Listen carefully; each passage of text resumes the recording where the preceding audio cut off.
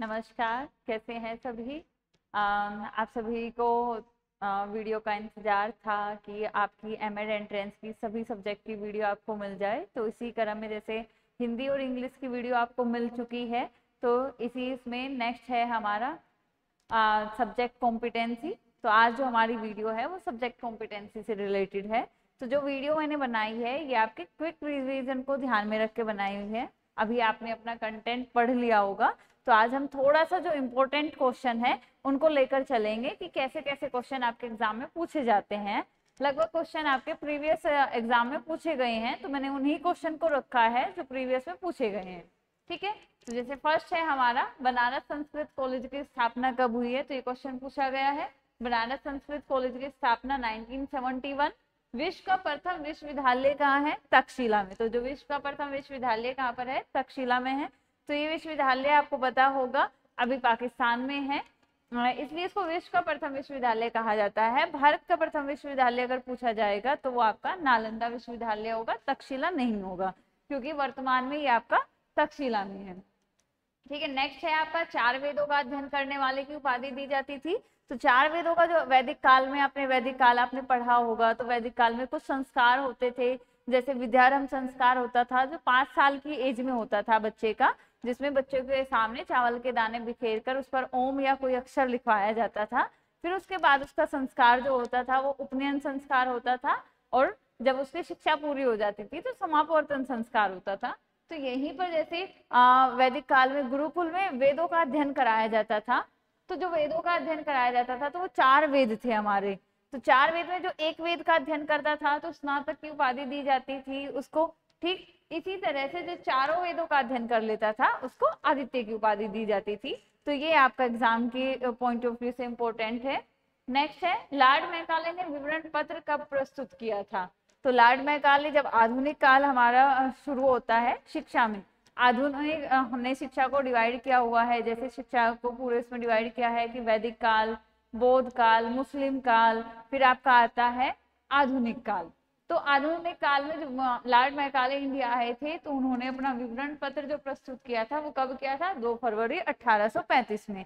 और ये इन्होंने क्यों प्रस्तुत किया था, क्योंकि प्राच्य पाश्चात्य विवाद जो आपने अपने बीएड में पढ़ा होगा, प्राच्य पाश्चात्य विवाद की जो शिक्षा पर खर्च होने वाली जो धनराशि थी उस पर जो ईस्ट इंडिया कंपनी के अफसर थे वो 2 उसमें डिवाइड हो गए थे। जो प्राच्यवादी थे उनका कहना था कि धनराशि भारतीय साहित्य पर खर्च होनी चाहिए, लेकिन जो पाश्चात्यवादी थे वो किस पर कह रहे थे कि ये जो अंग्रेजी साहित्य है उस पर खर्च होना चाहिए। तो इसी विवाद का अंत करने के लिए लॉर्ड मैकाले को बुलाया गया था। तो उन्होंने अपना विवरण पत्र 2 फरवरी 1835 में प्रस्तुत किया था। ठीक है, नेक्स्ट है विश्वविद्यालय शिक्षा आयोग। विश्वविद्यालय शिक्षा आयोग का गठन किसे जो हुआ था, अध्यक्ष थे वो थे राधाकृष्ण स्वामी। और कब हुआ था ये गठन, स्वतंत्रता के बाद, मीन्स 1948, 1948 में विश्वविद्यालय शिक्षा आयोग का गठन किया गया, जिसके जो अध्यक्ष थे राधाकृष्ण स्वामी थे। इसमें विश्वविद्यालय शिक्षा में गुणवत्तापूर्ण सुधार करने के लिए इस आयोग का गठन किया गया था। नेक्स्ट है राष्ट्रीय शिक्षा आयोग। तो राष्ट्रीय शिक्षा आयोग आपका 1964 में आया था। इसमें आपका प्राथमिक, माध्यमिक और उच्च शिक्षा, इसलिए इसको राष्ट्रीय शिक्षा आयोग कहा जाता है। और या जैसे इनके जो अध्यक्ष थे वो दौलत सिंह कोठारी है, 1964 में इसकी स्थापना की गई थी। तो इन्हीं के नाम पर इस आयोग को कोठारी आयोग के नाम से भी जानते हैं। और साथ ही साथ ये जो कोठारी आयोग है त्रिभाषा 3 लैंग्वेज फॉर्मूला, तो जो 3 लैंग्वेज फॉर्मूला है वो भी हमारा कोठारी आयोग से संबंधित है, तो ये भी हम ध्यान रखेंगे। नेक्स्ट है एनसीएफ 2005 तैयार किया गया था। तो एनसीईआरटी के द्वारा एनसीएफ 2005 तैयार किया गया था। एनसीएफ की फुल फॉर्म है हमारी नेशनल करिकुलम फ्रेमवर्क। फिर नेक्स्ट है हमारा आरएमएसए की शुरुआत। तो आरएमएसए में राष्ट्रीय माध्यमिक शिक्षा अभियान, तो इसकी शुरुआत कब हुई थी, 2009 में। ठीक है, इसके बाद आता है भारतीय शिक्षा का माध्यिकार पत्र। तो भारतीय शिक्षा का माध्यिकार पत्र किसे कहा जाता है, ये कह लीजिए मैग्ना कार्टा। माध्यिकार पत्र भी आ सकता है, या आपका मैग्ना कार्टा भी आ सकता है। तो ये गुड़ के घोषणा पत्र को मैग्ना कार्टा कहा जाता है। नेक्स्ट है राष्ट्रीय प्रौढ़ शिक्षा कार्यक्रम। तो राष्ट्रीय प्रौढ़ शिक्षा कार्यक्रम प्रारंभ हुआ था 2 अक्टूबर 1978 को। ये सारे क्वेश्चन आपके प्रीवियस में आए हुए हैं, तो इस बार भी आ सकते हैं। इस तरह के ही क्वेश्चन एग्जाम में आते हैं, तो इन पर आप थोड़ा ध्यान देंगे। फिर नेक्स्ट है एडुकेयर शब्द का अर्थ। तो एडुकेयर शब्द का अर्थ होता है आगे बढ़ना। भारत का संविधान लागू हुआ, तो भारत का संविधान लागू हुआ 26 जनवरी 1950। तो यहाँ केवल ये नहीं है कि सब्जेक्ट कॉम्पिटेंसी की बात है तो केवल आपके बीएड के सब्जेक्ट पूछे जाएंगे, तो आपके कुछ करंट के क्वेश्चन, कुछ, क्योंकि एक टीचर को इन सब की नॉलेज होनी चाहिए कि कौन सा आयोग कब आया है आपका, जैसे यूजीसी के अध्यक्ष कौन है वर्तमान में। तो केवल आप ये नहीं कि जो आपने बीएड में पढ़ा है आप उन्हीं को पढ़कर जाएंगे, नहीं, एजुकेशन से रिलेटेड इनकी जानकारी भी आपको होनी चाहिए। नेक्स्ट है राज्य सूची में 11 और 12 विषय संबंधित है। तो जो राज्य सूची में 11th और 12th जो विषय है वो किससे संबंधित है? शिक्षा से। यूजीसी का उद्घाटन कब हुआ? 28 दिसंबर 1953, 28 दिसंबर 1953 को यूजीसी का उद्घाटन हुआ, और इनके जो उद्घाटन हुआ ये अबुल कलाम आजाद के द्वारा ये उद्घाटन किया गया। नेक्स्ट है राष्ट्रीय मुक्त विद्यालय की स्थापना। तो ये नवंबर 1989 में हुई। राष्ट्रीय मुक्त विद्यालय जो आपने NIOS, जैसे कुछ बच्चे होते हैं जो नहीं, जिनकी बीच में एजुकेशन छूट जाती है या किसी कारण से वे रेगुलर क्लास नहीं कर पाते हैं, रेगुलर एजुकेशन नहीं ले पाते हैं, वो वर्किंग होते हैं, बहुत सारी समस्याएं होती है, तो उनके लिए एक ऑप्शन है राष्ट्रीय मुक्त विद्यालय NIOS। तो वो अपनी 10th 12th NIOS से कर सकते हैं। नेक्स्ट है रूसा को प्रारंभ किया गया। तो रूसा RUSA इसको प्रारंभ किया गया 2013 में। नेक्स्ट राष्ट्रीय अध्यापक शिक्षा परिषद अस्तित्व में आई। तो राष्ट्रीय अध्यापक शिक्षा परिषद अस्तित्व में आई आपकी 17 अगस्त 1963 को। नेक्स्ट है मानव संसाधन विकास मंत्रालय ने जुलाई 2000, मानव संसाधन जो विकास मंत्रालय है उन्होंने जुलाई 2002 को राष्ट्रीय मुक्त विद्यालय का नाम बदलकर राष्ट्रीय मुक्त विद्यालय शिक्षा संस्थान NIOS कर दिया। जो MHRD है उन्होंने 2002 में क्या किया था, जो राष्ट्रीय मुक्त विद्यालय की हम बात कर रहे थे उसका नाम बदलकर इन्होंने क्या किया, राष्ट्रीय मुक्त विद्यालय शिक्षा संस्थान NIOS। ठीक है। नेक्स्ट है केंद्रीय माध्यमिक शिक्षा बोर्ड का पुनर्गठन। तो केंद्रीय माध्यमिक शिक्षा बोर्ड का पुनर्गठन कब हुआ? 1962 को, 1962 को। नेक्स्ट है फिर अखिल भारतीय तकनीकी शिक्षा परिषद की स्थापना। तो अखिल भारतीय तकनीकी शिक्षा परिषद की स्थापना नवंबर 1945 को हुई। इसको आप AICTE भी आप बोल सकते हैं। नेक्स्ट है न्यूपा की स्थापना कब की गई? 1962 में। तो जो न्यूपा की स्थापना हुई है 1962 में हुई है। आदर्शवाद में प्लेटो ने ज्ञान का रूप बताया। तो आदर्शवाद में प्लेटो ने ज्ञान का रूप, ज्ञान के आप रूप कह सकते हैं या ज्ञान के प्रकार कह सकते हैं, तो सन्मतिजन्य, इंद्रियजन्य और चिंतनजन्य। ठीक है।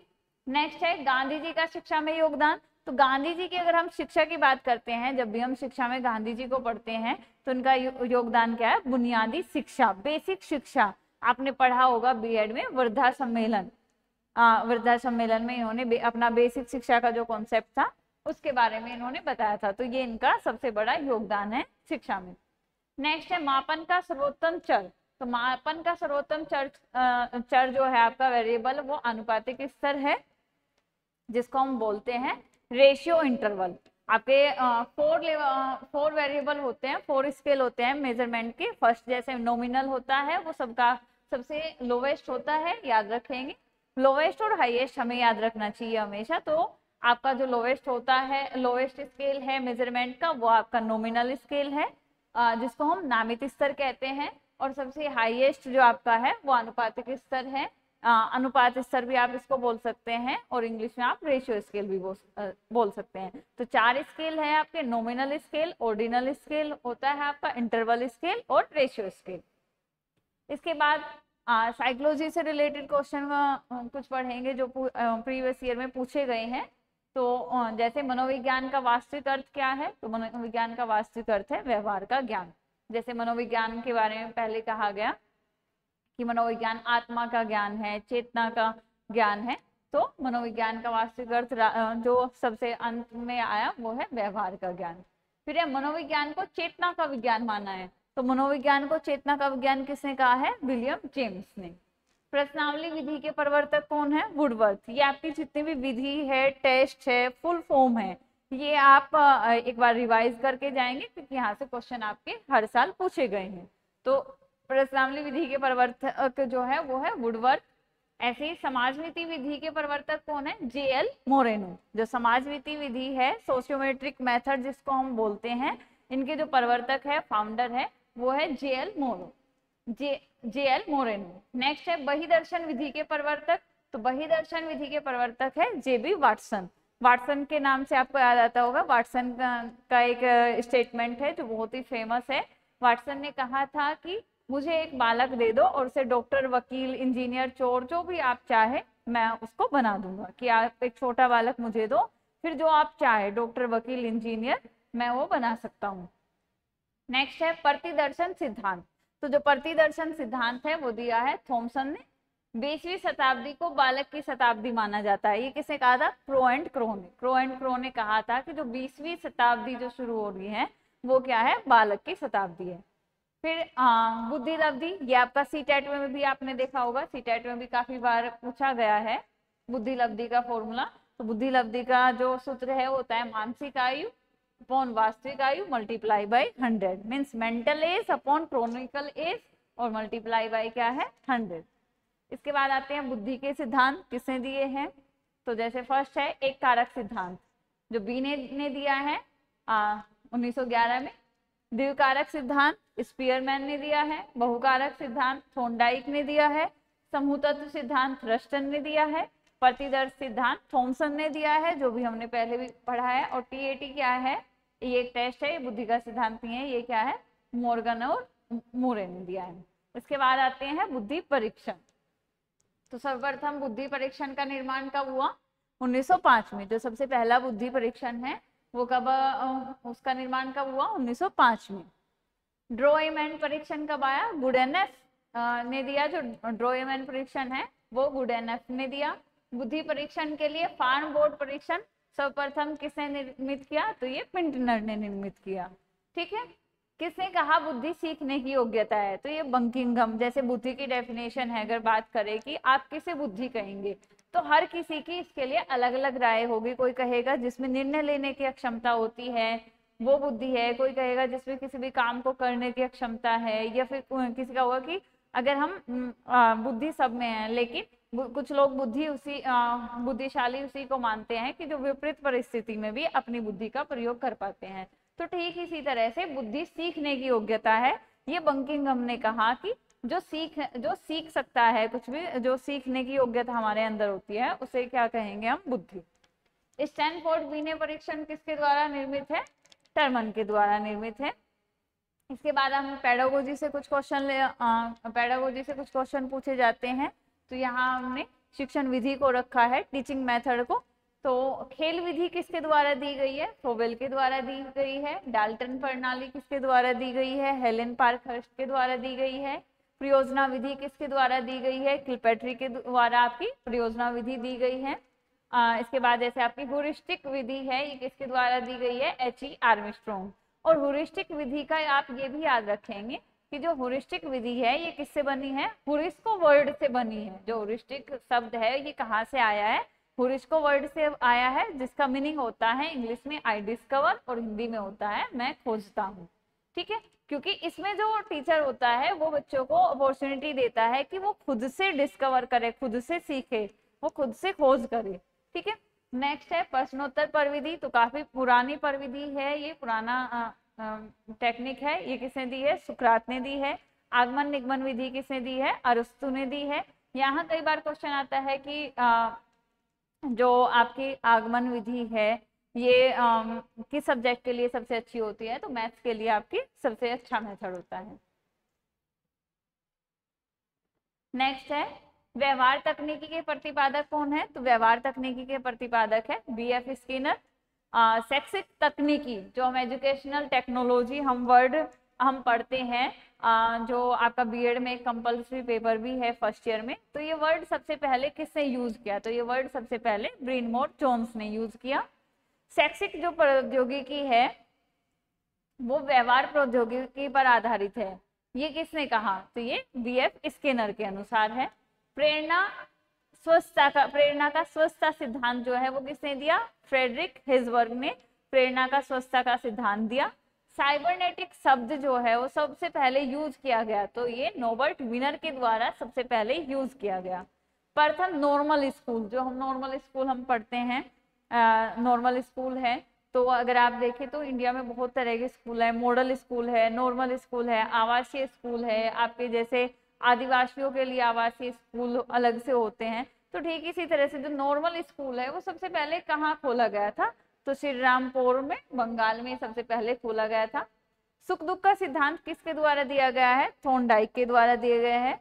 यही आप थॉर्नडाइक ने जो सीखने के सिद्धांत दिए हैं तो वो भी आप पढ़कर जाएंगे, जो इनके मुख्य सिद्धांत है, और वो भी, और गौण सिद्धांत, गौण नियम, मुख्य नियम और गौण नियम, जो सीखने के नियम है आपके, वो भी आप पढ़कर जाएंगे।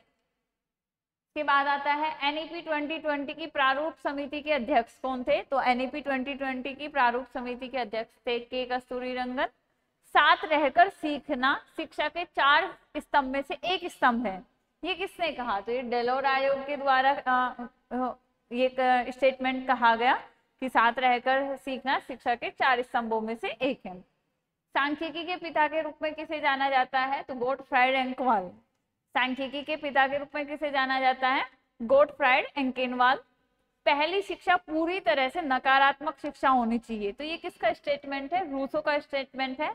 आप सबने बहुत अच्छे से पढ़ा होगा बीएड में कि नेगेटिव एजुकेशन का कॉन्सेप्ट किसने दिया था, रूसो ने दिया था। तो जहां भी आपका नेगेटिव एजुकेशन से रिलेटेड क्वेश्चन आता है तो वहां कौन आ जाएंगे, आपके रूसो। इनका पूरा नाम था जीन जैक रूसो, ठीक है। इनका कहना था कि अगर आप बच्चा कोई काम करता है, अगर आप उसे रोकेंगे तो वो बाद में वो क्या होगा, वो उस काम को करने के लिए और ज्यादा मोटिवेट होगा। तो बच्चों को वो करना दीजिए कि बच्चा अगर दौड़ रहा है, आप उसे रोकेंगे तो वो फिर से क्या होगा, वो दौड़ेगा। तो अगर आप बच्चे को दौड़ने देंगे तो वो गिरेगा, गिरने के बाद वो संभलेगा, उसको समझ आएगा कि हाँ अगर तेजी से दौड़ोगे तो गिर जाओगे और चोट लगेगी, ठीक है। तो ये नेगेटिव एजुकेशन का कॉन्सेप्ट किसने दिया था, रूसो ने, क्योंकि ये बुक से पूरी तरह से बुक को डिनाई करते थे। ये इनका कहना था कि मैं पुस्तकों से घृणा करता हूँ, ये हमें वो सिखाती है जो हम नहीं हैं, ठीक है। तो नेगेटिव एजुकेशन किसके द्वारा दी गई, रूसो के द्वारा। फिर आता है राष्ट्रीय दृष्टिबाधित संस्थान, तो राष्ट्रीय दृष्टिबाधित संस्थान क्या है आपका, देहरादून में है। तो ये आपके इस तरह से 5-6 संस्थान हैं जिनको आप पढ़कर जाएंगे। यहाँ मैंने एक रखा है जिससे कि आपको ये आइडिया लग जाए कि हाँ इस तरह के क्वेश्चन भी एग्जाम में पूछे जाते हैं। नेक्स्ट है महत्वपूर्ण पुस्तक के लेखक। कुछ क्वेश्चन आते हैं आपके बुक से रिलेटेड, उनके ऑथर पूछे जाते हैं। तो जैसे डेमोक्रेसी एंड एजुकेशन, तो ये जॉन डीवी की बुक है। The discovery of the child, ये मारिया मोंटेसनरी की बुक है। एजुकेशनल थ्योरी, इमैनुअल कांट की बुक है। द टेक्नोलॉजी ऑफ टीचिंग, ये किसने लिखी है, BF Skinner. The principle of teaching based on psychology, तो ये किससे रिलेटेड है, थॉर्नडाइक से रिलेटेड है। The moral judgement of the child, ये किससे रिलेटेड बुक है, जीन पियाजे। प्रिंसिपल ऑफ इंस्ट्रक्शनल डिजाइन, ये किससे रिलेटेड है, Robert M Gagne. The evolution of educational, ये किससे रिलेटेड बुक है आपकी, इमाइल दुर्खिम से रिलेटेड। कुछ बुक्स आपकी ये है जैसे डेमोक्रेसी एंड एजुकेशन 2 बार आ गया। Experience and education, John Dewey. The child and the curriculum, John Dewey. Pedagogy of the heart, ये पाउलो फ्रेरे की बुक है। Education and the social order, ये बर्ट्रैंड रसेल की बुक है। एजुकेशन ऑफ फर्स्ट बुक, ये Thorndike से related है। Principle of education, TP Nunn से रिलेटेड है। The condition of learning, Gagne. The nature of administrative process, ये आपका बी सीयर्स है। Model of teaching, Joyce and Weil की बुक है। आपका एजुकेशनल एंड वोकेशनल गाइडेंस, ये किससे रिलेटेड है आपकी, ये आपकी विलियम मार्टिन प्रोक्टर से संबंधित है। यहाँ मैंने फुल फॉर्म रखी है, कुछ इंपॉर्टेंट फुल फॉर्म जो आपकी पूछी जाती है। जैसे इनमें से काफी की जानकारी आपको होगी भी, लेकिन फिर भी एक क्विक रिवीजन आपका, जैसे 2 अगस्त को आपका एंट्रेंस एग्जाम है, तो उससे पहले कुछ इंपॉर्टेंट फुल फॉर्म आपको देख लेनी चाहिए, पढ़ लेनी चाहिए। जैसे एनसीईआरटी है, national council of educational research and training. UGC की फुल फॉर्म क्या होगी, university grant commission. SCERT, state council of educational research and training. NCERT आपका नेशनल लेवल पर है, ठीक उसी तरह से एनसीईआरटी 28 स्टेट को कवर नहीं कर पाता है उस तरह से, तो इसलिए एससीईआरटी की स्थापना की गई थी हर राज्य में। नेक है, नेशनल एक्रीडिएशन एंड असेसमेंट, ये आपका फुल फॉर्म इसकी यहाँ पर छूट गई है, ठीक है, इसे भी आप पढ़ लेंगे। एनकेसी है, नेशनल नॉलेज कमीशन। आरएमएसए है, राष्ट्रीय माध्यमिक शिक्षा अभियान। एनईपी है, नेशनल एजुकेशन पॉलिसी। एनसीपी है आपका नेशनल करिकुलम फ्रेमवर्क। एनएसी की भी आप पूरी आप कर लेंगे, नेशनल एक्रीडिएशन असेसमेंट करके आपकी ये फुल फॉर्म है। फिर आपका आता है जैसे NCT, national council for teacher education.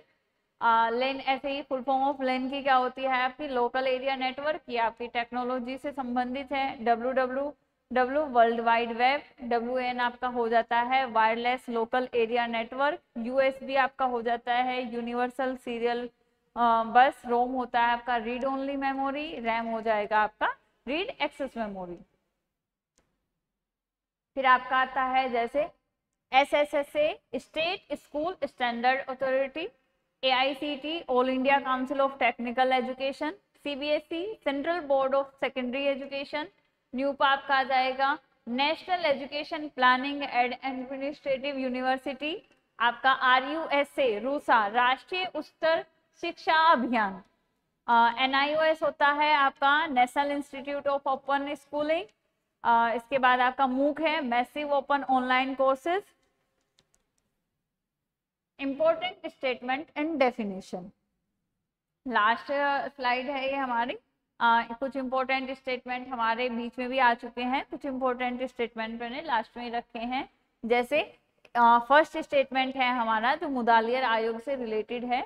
यदि विद्यालय अनुशासनहीनता से दूषित है तो शिक्षा का कोई भी सुधार एवं रचनात्मक कार्य ज्यादा अच्छे परिणाम नहीं दे सकता है। तो मुदालियर आयोग ने कहा था कि अगर डिसिप्लिन नहीं है तो आप कितना भी क्रिएटिव वर्क आप कर लीजिए, कितना भी इम्प्रूवमेंट की आप कोशिश कर लीजिए, अगर स्कूल का जो एनवायरनमेंट है वो डिसिप्लिन नहीं है, मीन्स टीचर डिसिप्लिन में नहीं है, स्टूडेंट डिसिप्लिन में नहीं है, डिसिप्लिन में बहुत सारी चीजें आती है, तो अगर वो डिसिप्लिन नहीं है तो कोई आप क्रिएटिव वर्क नहीं कर सकते हैं, कोई इम्प्रूवमेंट आप एजुकेशन में कोई क्वालिटेटिव इम्प्रूवमेंट नहीं किया जा सकता है।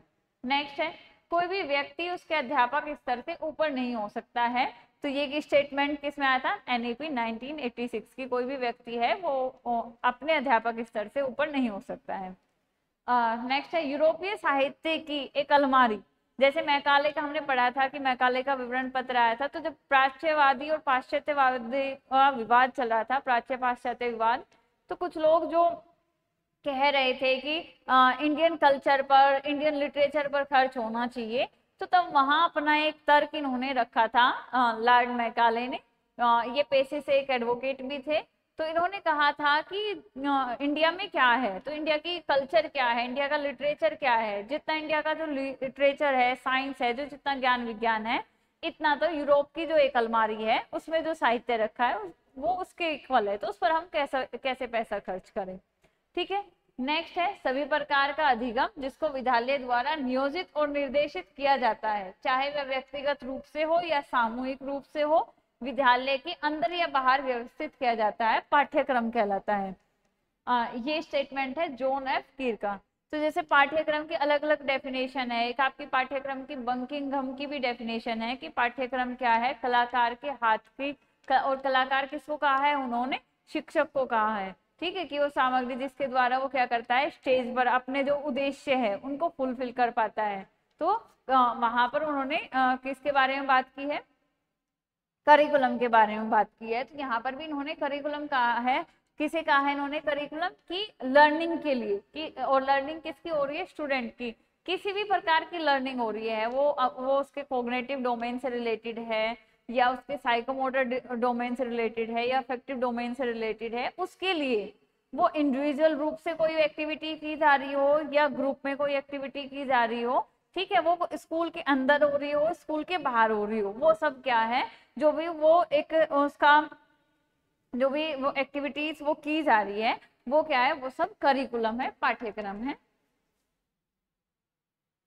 नेक्स्ट है फिर विद्यालय समाज का लघु रूप है। ये स्टेटमेंट किसका है, जॉन डीवी का है, आपने कई बार पढ़ा होगा, बीएड में भी पढ़ा होगा, ये आपने सीटेट यूपीटेट के एग्जाम की तैयारी अगर आप कर रहे हैं तो भी आपने पढ़ा होगा कि विद्यालय क्या है, समाज का लघु रूप होना चाहिए। ये जॉन डीवी का स्टेटमेंट है और कहीं हद तक ये सही भी है। इनका मानना था कि अगर विद्यालय और समाज, अगर इन दोनों में मीन्स बच्चे का जो बैकग्राउंड है और जो स्कूल का बैकग्राउंड है, स्कूल का एनवायरनमेंट है, अगर उसमें डिफरेंस होगा तो बच्चा एडजस्ट नहीं कर पाता है। नेक्स्ट है, शिक्षा से मेरा अभिप्राय बालक तथा मनुष्य के शरीर, मस्तिष्क तथा आत्मा के सर्वांगीण सर्वोत्तम विकास से है। तो ये स्टेटमेंट, ये डेफिनेशन किसकी है? महात्मा गांधी की है। नेक्स्ट है, धर्म शिक्षा का अंतरतम मूल है। विवेकानंद जी ने धर्म को शिक्षा से जोड़ा है। फिर शिक्षा दर्शन का गत्यात्मक रूप है, ये किसका स्टेटमेंट है? एडम्स का है कि शिक्षा क्या है? दर्शन का गत्यात्मक रूप है। ठीक है। नेक्स्ट है, घड़ी में प्रधान कमानी, मशीन में परचक्र अथवा जलयान में यंत्रीकरण का जो स्थान है वही स्थान किसी भी विद्यालय में प्रधानाचार्य का है। ये स्टेटमेंट किसका है? पीसी वॉरेन का है। इन्होंने एक प्रधानाचार्य के प्रिंसिपल का स्कूल में क्या रोल होता है उसको डिफाइन करने की कोशिश की है। ये कुछ इंपॉर्टेंट सन है जो आप पढ़ लेंगे, जैसे लॉर्ड मैकाले का विवरण पत्र, वुड का घोषणा पत्र, ये सब कुछ। ठीक है। जैसे जो क्वेश्चन आप स्क्रीन पर अभी देख रहे हैं, तो ये क्वेश्चन आपके इम्पोर्टेंट है, प्रीवियस ईयर जो क्वेश्चन पेपर है उनमें आए हुए हैं। तो यहीं से आपके, जैसे आपसे 4 वेदों का अध्ययन पूछा गया था, तो आपका 3 वेद का अध्ययन भी आ सकता है। तो आप चारों वेदों के अध्ययन के लिए कौन सी फादी दी जाती है? तो जैसे आपके स्नातक है, वसु है, रुद्र है, आदित्य है, तो इन सबको आप पढ़कर जाएंगे। वैदिक काल के संस्कार, बौद्ध काल के संस्कार, मध्य काल जो था, मुस्लिम काल था, उनमें कौन कौन से संस्कार दिए जाते हैं, इनको एक बार आप देख लेंगे। जितने आपके आयोग है, कमेटी है, जितने भी इनके अध्यक्ष कौन थे, ये कब आए थे, इनका स्टेटमेंट, जो मेन स्टेटमेंट था वो क्या था, किस पर वो कोई भी आयोग है तो वो प्राथमिक शिक्षा के लिए आया या माध्यमिक शिक्षा के लिए आया था या वो उच्च शिक्षा के लिए आया था, तो वो सब आप एक बार पढ़कर जाएंगे। एजुकेशन से रिलेटेड जितने भी फुल फॉर्म है एक बार आप वो पढ़ लेंगे। इसके साथ ही best of luck for exam. Thank you.